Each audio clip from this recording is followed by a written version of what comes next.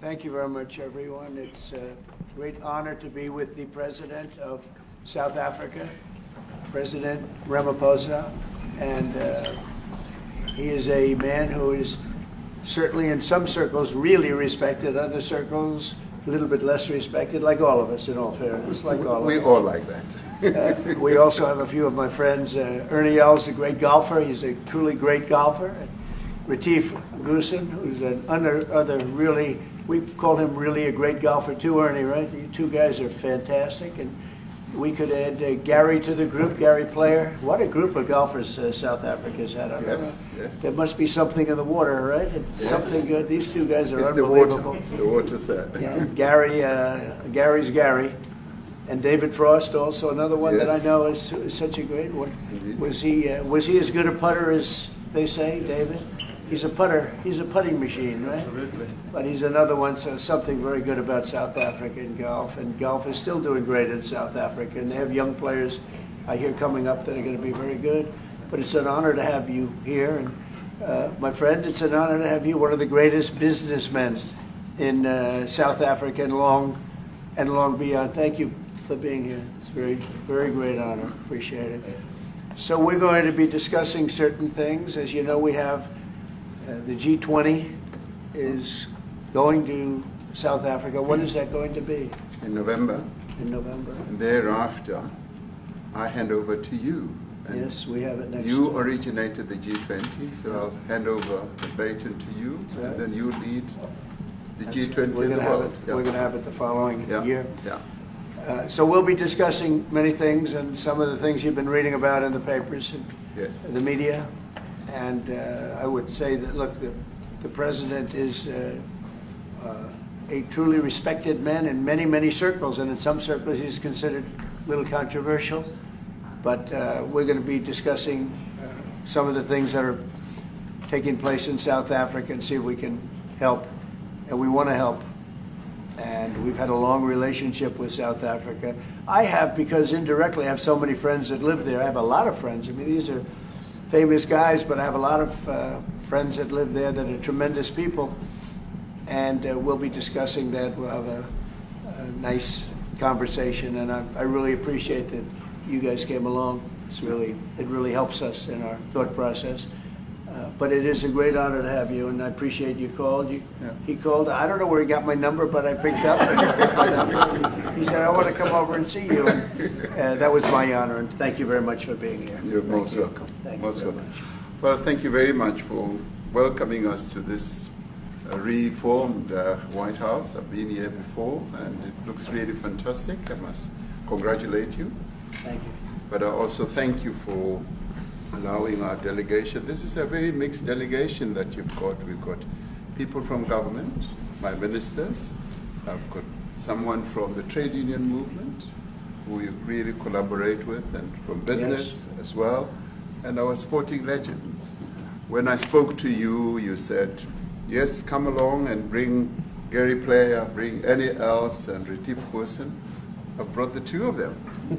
Gary Player, I spoke to him, and he said, look, I'm getting rather on in my years, but wishes us luck in this discussion with you. So it's a real joy, and I'd also like to thank you for allowing your people to start discussions with us at the trade level. I mean, we are essentially here to reset the relationship between the United States and South Africa.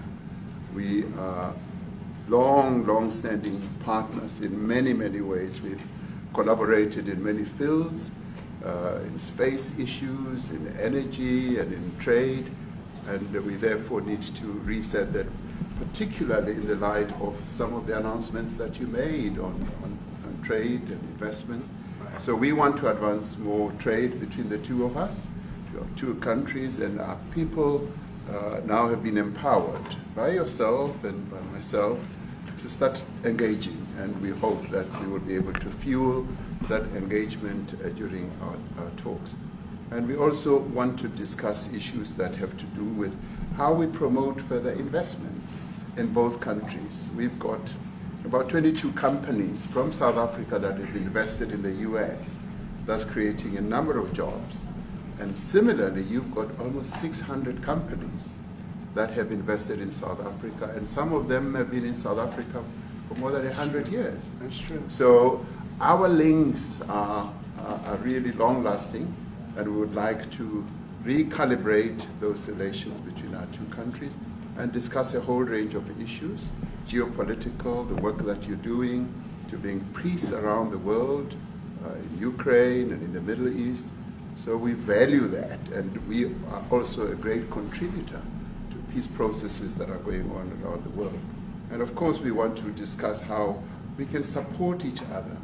You are a much bigger economy than we are. We're just a tiny economy, but we rely on each other on a number of issues. We've got critical minerals that you want to fuel the growth of your own economy and reindustrialize. So we have that on offer, including rare earth minerals. So all that combination of opportunity and the products that we buy from you, as well as what we sell to you, I believe makes up a really good and powerful relationship, which we need to strengthen, which we need to engender. And that is really what has brought us here. And we are really privileged to have great South Africans in the mix. As you said, you'd like to see them as well. And I brought you a really fantastic golf book. Weighs 14 kilograms. Oh, that sounds good. And it showcases the golf courses in our country. Johann Rupert wrote preface, so did Annie else. And I want to showcase our golf courses. You might remember when I spoke to you, and we spoke about golf, you said I should start practicing. And I've started practicing, President, so I'm ready. But let me end just the introductory remarks by thanking you. You may not recall that 5 years ago I spoke to you during the COVID period. Right. And it was at a time when the whole world was going through a really cathartic moment. Right. And we asked for assistance, and you were able to assist us with respirators.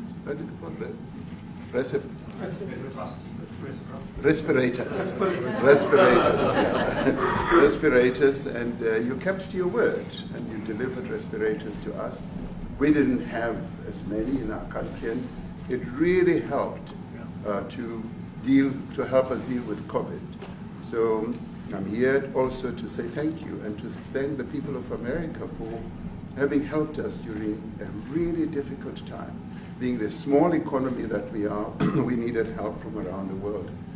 And you were there to provide that. So thank you very much. I remember the call. Yeah. We sent 150 respirators. We became the respirator king. We started making them. Nobody had them.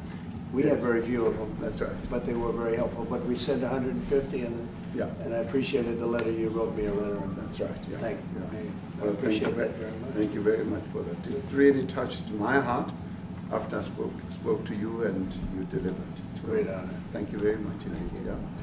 Any questions, please? Mr. President, we welcome white Afrikaner refugees here. Can you explain to Americans why it's appropriate to welcome white Afrikaners here when other refugees like Afghans, Venezuelans, Haitians have all had their protected status revoked? Well, this is a group, NBC, that is truly fake news. They ask a lot of questions in a very pointed way. They're not questions, they're statements.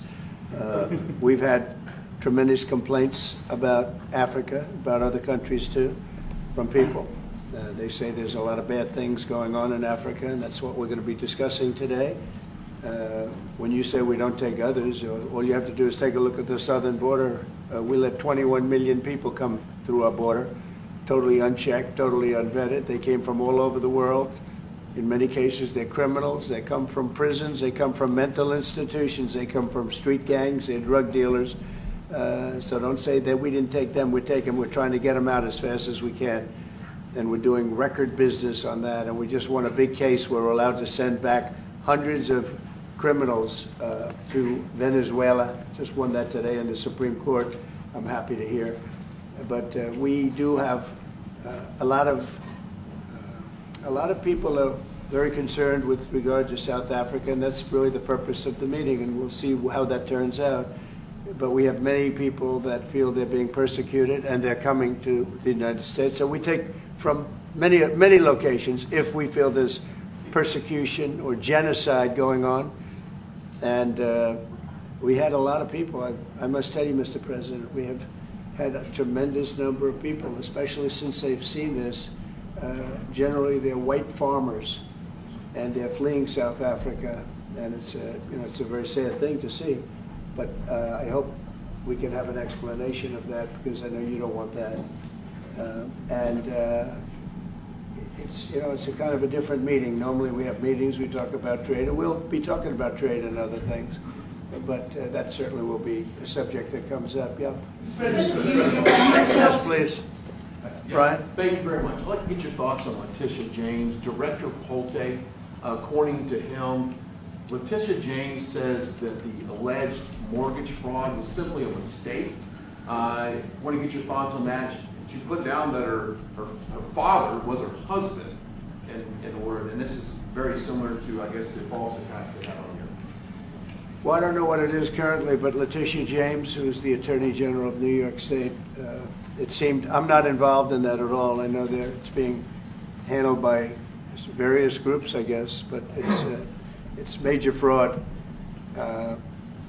mortgage documents, and fraudulent everything. I think she said the father was her husband, which she had to have a husband, or so she chose her father, and she put it down, and she had didn't she sign in Virginia, yet she said she lived in Virginia, yet she's the New York State Attorney General, and she did that for tax reasons, so she could take advantage of taxes. And she had the wrong number of units. She had a much different number, which wouldn't have allowed her to qualify and scam the government. So I don't know. I think she's very bad for New York, but I really don't know too much about it, but I appreciate the question. Yes, thank you very much. Yes. Mr. President, for you to be convinced that there's no genocide. Please. Thank you, Mr. President. So May 25th will be the celebration of Africa Day, which pretty much a lot of celebration will be taking place around the world, including here in the United States. What is your message to the entire African continent, African people, in this important occasion? Well, I want to see peace, and I want to see happiness. I want to see health, and you have incredible land. There's tremendous value. A lot of countries don't have that value in the land, the value you have. We have a situation, I think you probably heard about it. We've done, through some very talented people, helped settle a war that's been raging for years, Rwanda and the Congo. And I think we've done it. Believe it or not, I think we've done it. And could you just say a few words about that, my friend? Yes. A couple of weeks ago, the two parties signed a declaration of principles in which they agreed on the way forward. And they have both submitted draft peace agreements, and we have put together one that incorporates both of their suggestions, and we've given it to them. So we're in the process of finalizing this. Looking good, right? Looking very good. No, we have to thank you for even those efforts, because the African continent, particularly SADC, our Southern African Development Community, has for years been seeking to foster peace in the Democratic Republic of the Congo. So all efforts, including those from outside the continent and inside the continent, are really worthwhile. We are removing our troops from there so that peace can then prevail in that whole area. And we hope that with the support of the international community, we will really have peace in that area. It's so vital, it's so important for the whole region. Well, we sent our people there, and I think we did a very good job, as headed by my friend. And that was great. That was great. I mean, I'm just hearing phenomenal reports, because all I'm hearing is death, and they're chopping heads off, and it's horrible over there. And it was really brave of you to go there, and I really appreciate it. And it looks like we have something very, very substantial. We also talked about trade with them in terms of rare earth and all, but really more for it's like if you take a look at what we just did with Pakistan and India, we settled that whole thing, and I think I settled it through trade. We're doing a big deal with India, we're doing a big deal with Pakistan, and they said, what are you guys doing? You know, somebody had to be the last one to shoot. But the shooting was getting worse and worse, bigger and bigger, deeper and deeper into the countries. And we spoke to them, and I think you know, I hate to say we got it settled, and then 2 days later, something happens, and they say it's Trump's fault. But Pakistan has got some excellent people and some really good, a great leader. And India is my friend, Modi. Modi? And he's a mutual friend? Yeah, Yes. he's a great guy. And I called them both, and we just did something good. We're trying to settle Russia, Ukraine. Spoke with President Putin for 2.5 hours the day before yesterday. I think we made a lot of progress, but that's a bloodbath. 5,000 people are being killed a week, 5,000 soldiers a week, not including people in cities and towns that are also being killed. So we're trying to help. And it doesn't affect us. It's not our people, it's not our soldiers, it's Ukraine and it's Russia, but if we can save 5,000 souls, we'll do it. You know, we're pretty good at it. But that's a bad situation. That is a really bad situation. Well, you'd recall when President Zelensky was coming to South Africa, that's when I spoke to you. That's right. We both agreed that we need to push the peace message so that there can really be peace.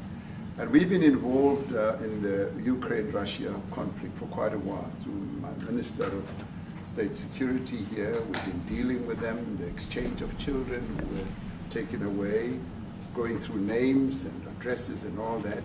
So we've been invested in that whole process as well. And the moves that you're making are fully supported by us because we would like to see the end of that war. That's true. I called Zelensky and they said, he's in South Africa. I said, what the hell is he doing in South Africa? He was talking to us. We got this big. That's a strange one. He said, what are you doing in South Africa? Yes. That's a strange one. He's trying to make peace. We're taking him. You know, we were lucky because we had the great Nelson Mandela who taught us how to create peace, to make peace. So we were imparting some of those lessons to him, some of those learnings, and I specifically mentioned to him that this is how Nelson Mandela taught us that when you want to have a peace in a country, do it on an unconditional basis and sit down and talk. And that's precisely what I'm sure he's going to heed. Well, we're going to see what happens with that one. It's there's a lot of hatred. There's a lot of death. It's a bloodbath. It is. Unfortunately. I get the satellite pictures of that field, of that killing field. You never saw anything like it in your life. It's horrible. It's a horrible thing that it goes on, but I think we've made big progress. Yeah, please, go ahead. Thank you, Mr. President. No, not you. Right here. He's from South Africa. Go ahead, please. What are you expecting on the ICJ case? Are you expecting South Africa to drop that? Is that what you're trying to do? On which case?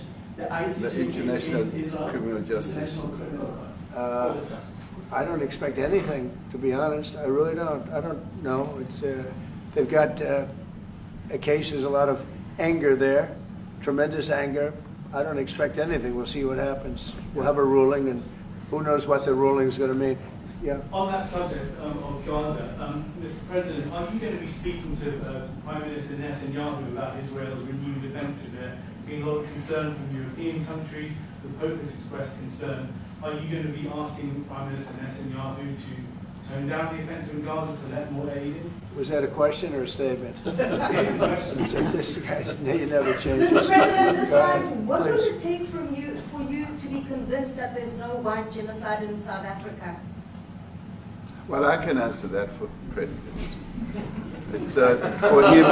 No, seriously. I'd rather have him answer. Yeah, I'd rather answer that. It will be. Our President will respond to you. Yeah, let me, Thank you, Mr. President. It will take President Trump listening to the voices of South Africans, some of whom are his good friends, like those who are here. When we have talks between us on around a quiet table, It will take President Trump to listen to them. I'm not going to be repeating what I've been saying. I would say if there was Afrikaner farmer genocide, I can bet you these three gentlemen would not be here, including my Minister of Agriculture. He would not be with me. So it'll take him, President Trump, listening to their stories, to their perspective. That is the answer to your question. But, Mr. President, I must say that Trump. we have, wait. We have thousands of stories talking about it. Sure. And we have documentaries, we have news stories, and that. Is Natalie here, somebody here to turn that? I could show you a couple of things, and it has to be responded to. Yeah, sure. Let me see the articles, please, if you would, and turn the lights down. Turn the lights down, and just put this on. It's right behind you, Johann. There's nothing this parliament can do. With or without you, people are going to occupy land. We require no permission from you, from the president, from no one. We don't care. We can do whatever you want to do.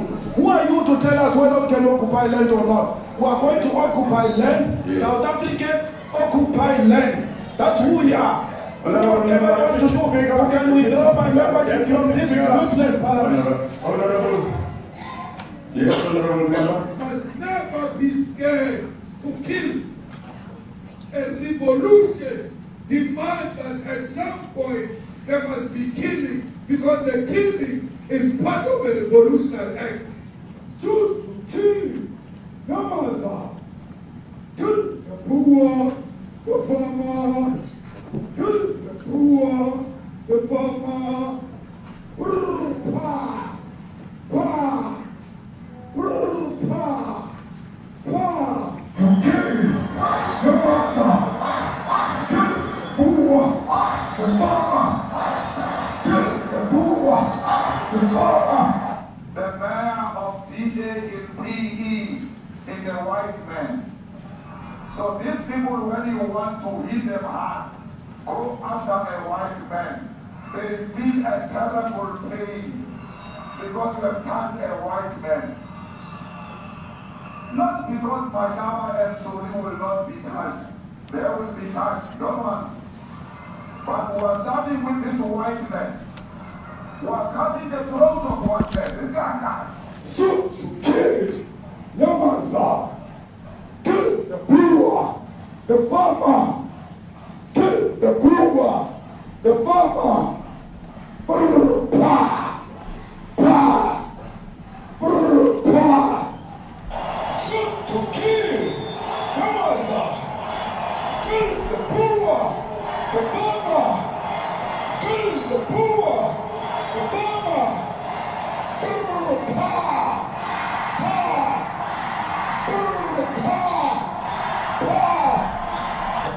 I don't know what's going to happen in the future.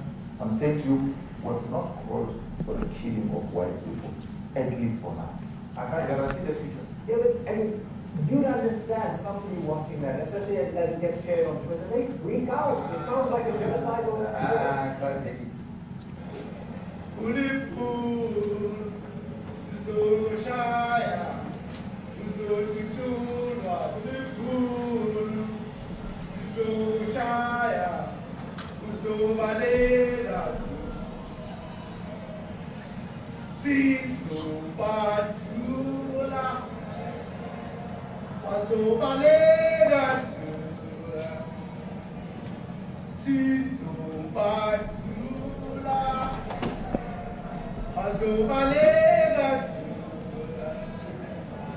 Who will expropriate land without compensation, whether they like it or not. If they object, they can seek a refugee in America. Now this is very bad. These are burial sites right here. Burial sites.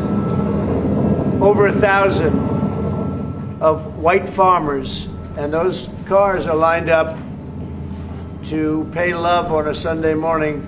Each one of those white things you see is a cross. And There's approximately 1,000 of them. They're all white farmers, the family of white farmers. And those cars aren't driving, they're stopped there to pay respects to their family member who was killed. And it's a terrible sight. I've never seen anything like it. Both sides of the road you have crosses.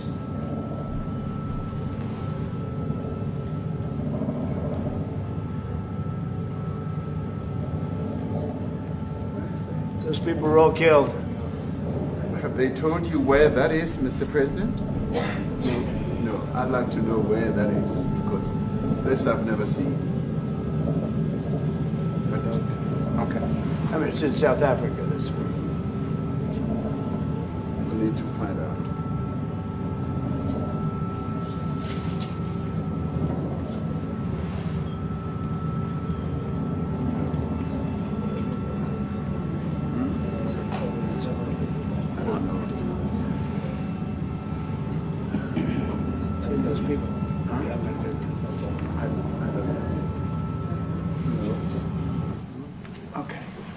Mr. President, the Pentagon announced that it would be accepting a Qatari jet to be used as Air Force One. What are you talking about? You know, what are you talking about? You know, you to get out of here. What does this have to do with the Qatari jet?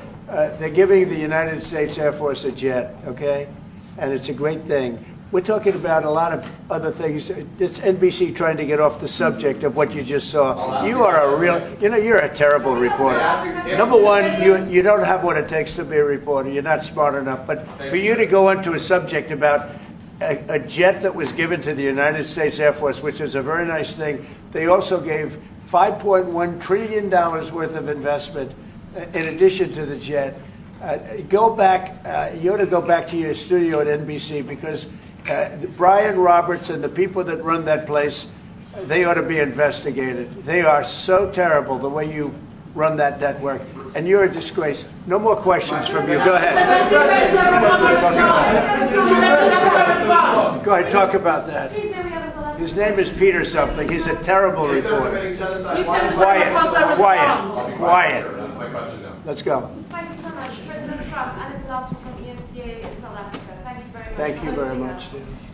What would you like President Ramaphosa to do about the situation that we've just seen on the screen? I don't know. Look, these are articles over the last few days. Death of people. Death. Horrible death. Death. I don't know. To pick anyone. White South Africans are fleeing because of the violence and racist laws. And this is all, I mean, I'll give these to you.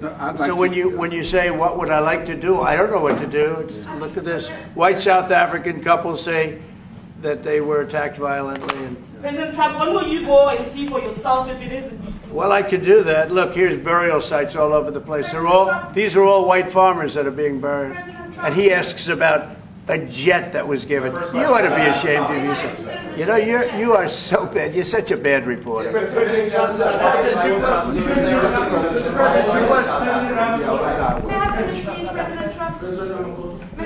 This is one after another. This family was wiped out. I'm just looking. Can we get a report from President Ramaphosa? Your reaction to those videos, Mr. President? Yes, I want your reaction. Well, I think the videos are so. No. When you look at the videos, I mean, how does it get worse? And these are people that are officials, and they're saying that kill the white farmer and take their land. That's what it is. And I have other friends in South Africa. I have people that left. One in particular that says you can't go there. He said they want to take your land. They take your land and they kill you.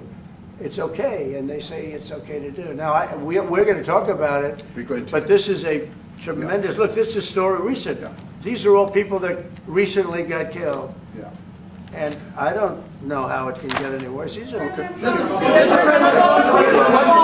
and you know, the men that you saw, the people that you saw in that movie, those are officials. Those are people that were in office. They had one march, they had a dance, in your parliament, whatever you may call it, legislature. Well, let and me it was clarify terrible. that. Yeah, let me please. clarify that, because what you saw, the speeches that were being made, one, that is not government policy. We have a multi-party democracy in South Africa that allows people to express themselves, political parties